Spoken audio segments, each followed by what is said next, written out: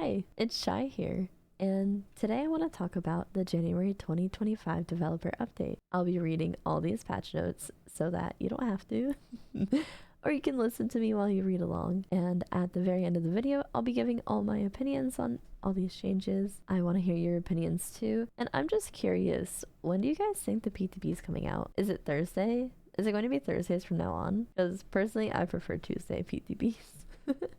Anyways, the Nightmare. Major update. So this is the Freddy Krueger rework that they've been teasing for quite a while. So we've made several adjustments to his power, which should help Freddy feel like the dream demon he was always destined to be.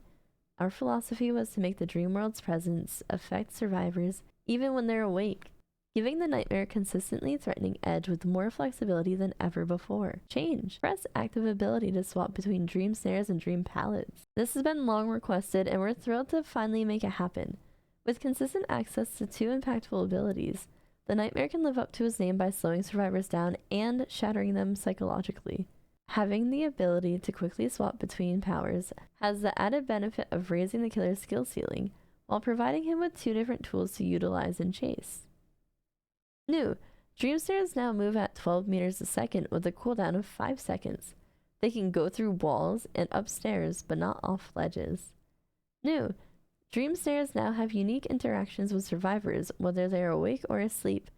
Sleeping survivors will be hindered for 4 seconds, while awake survivors will gain 30 seconds on their sleep meter. This change grants the Nightmare additional flexibility while using the snare, allowing him to use them against a wider variety of opponents.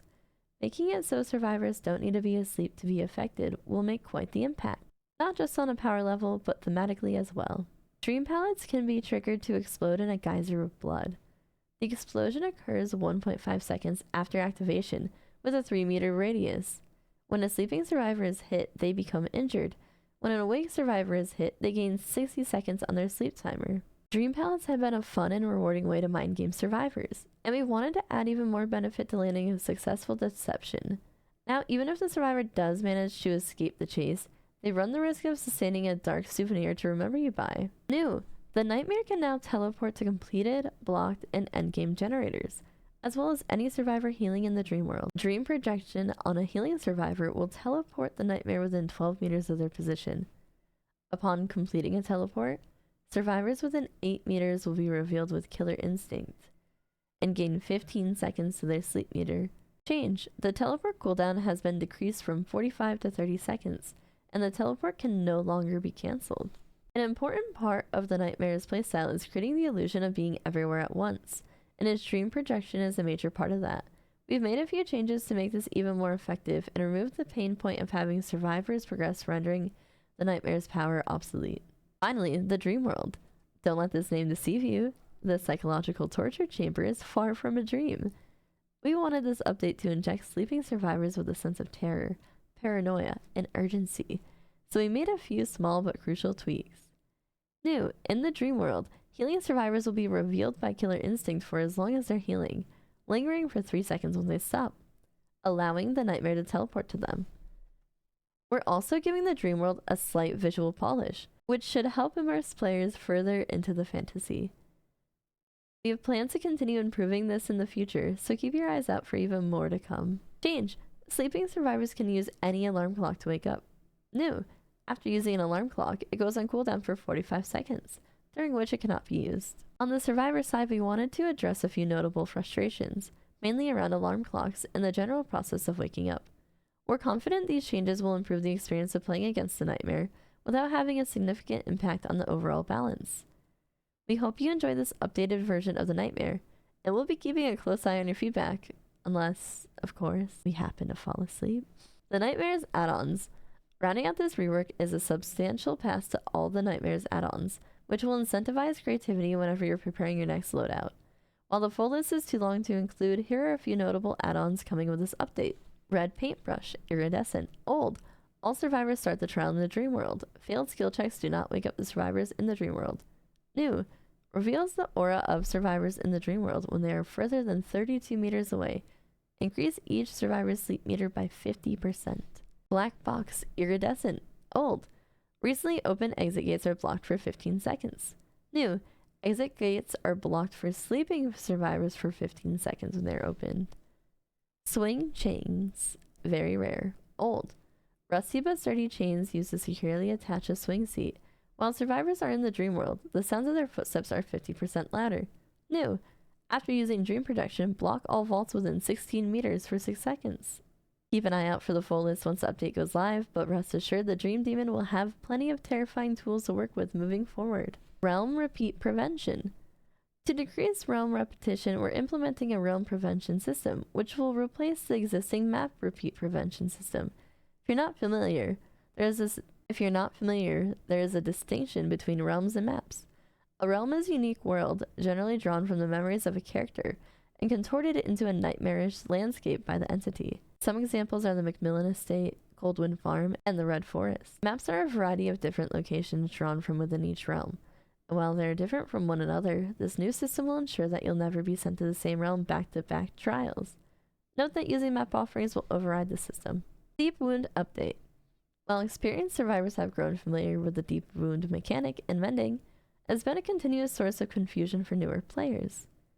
To help clarify things, we've implemented a visual update similar to the anti-camp face...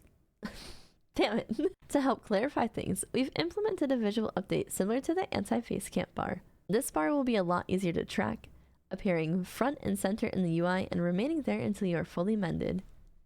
We've also reduced the blood spatter and darkening effects that appear whenever you're in the deep wound state. Several subtle visual updates will now be added to the bar, highlighting the dire nature of the status. Check out the screenshot below. Free character trials. Dead by Daylight features a massive and growing roster of characters. To make matters even more complex, each character brings 3 unique perks into the game, while killers have an additional power to learn and master. It can be especially tricky to gauge which characters might suit your preferred playstyle. Longtime players may even remember specific offerings that let you play as a killer you didn't own, giving you a taste of what they're capable of.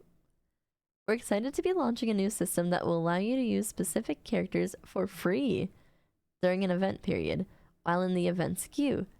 Note that only select characters will be available, chosen at our discretion, but they will be accessible to everyone.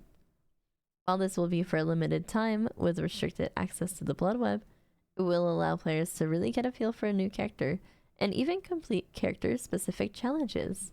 That's it for today's dev update. Thanks for sticking with us, and we can't wait to see you trying out the Nightmare and our upcoming PTB. Until next time, the Dead by Daylight team. Okay, so my thoughts. The Freddy changes seem kind of strong, but he also seems super fun to play as. The ability to swap between dream stairs and pallets is something that I feel like everyone has wanted for such a long time. The fact that dream stairs can actually go through walls and upstairs is great. Affecting survivors that are awake with dream stairs is so unique. I kind of like that. The fact that dream pallets can be triggered to explode is kind of nutty. I would have never thought of this change coming. It seems super fun to play and against, because you're constantly like, oh my god, do I have to avoid this? To me, this is a layer of fun on both sides. Although I hope in practice it isn't frustrating instead of The Nightmare can now teleport to complete blocked and endgame generators. That's so good. This is something that he should have had from the start. As well as any survivor healing in the dream world. I don't know how I feel about this. So right now, if survivors, with this update, if survivors heal in the dream world, Freddy gets killer instinct and can teleport to them. I feel like that's going to be a huge frustration for solo queue, and I feel like solo queue is so many people are complaining about solo queue right now, and this isn't something that's going to be obvious to people unless they play killer or read these patch notes, right? Him teleporting the gens, yeah, cool, that's fine, but him teleporting to people healing, that might be too much.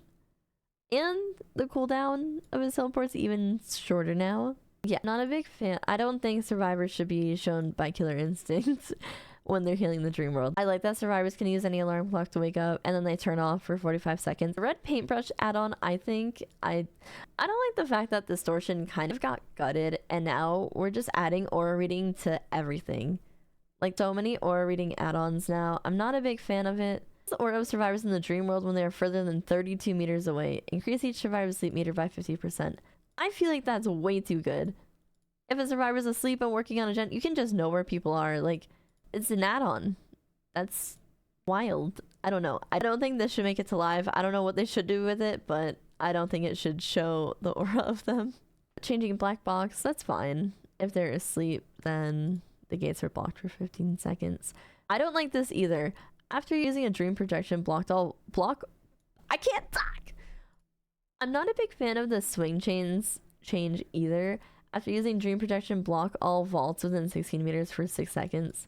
I don't know, like add-ons like this just feel bad. They just feel bad to face, and like a lot of people won't understand why things are getting blocked.